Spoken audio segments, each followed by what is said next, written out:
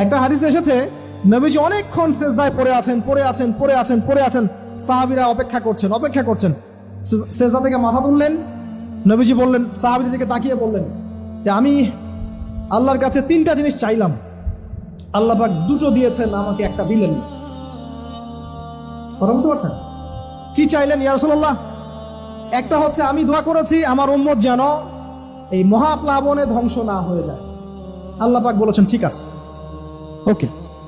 আরেকটা হচ্ছে আমার উম্মত এর মধ্যে আল্লাহ পাক দুর্ভিক্ষ দিও না, ঠিক আছে? আল্লাহ পাক বলেন ঠিক আছে, এই উম্মতকে দুর্ভিক্ষ দিয়ে মেরে ফেলবো না। তৃতীয়টা আমি দোয়া করলাম, আল্লাহ আমার উম্মত যেন আপোষে মারামারি করে না মরে।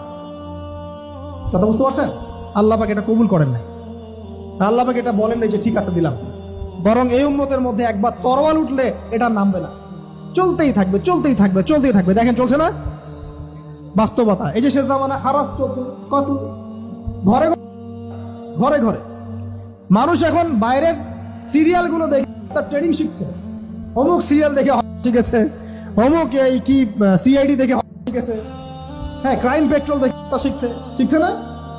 প্রশাসনকে জিজ্ঞাসা করেন যে কেস মানুষ করার জন্য যাররা পরিমাণ এখন বুক কাঁপছে না। অথচ আল্লাহ পাক কোরআনে বলেছেন নিরপরাধ একটা মানুষকে মানে পুরো মানব জাতিকে হত্যা করা, আর একটা মানুষের জীবন বাঁচানো মানে পুরো মানব জাতির জীবন বাঁচানো।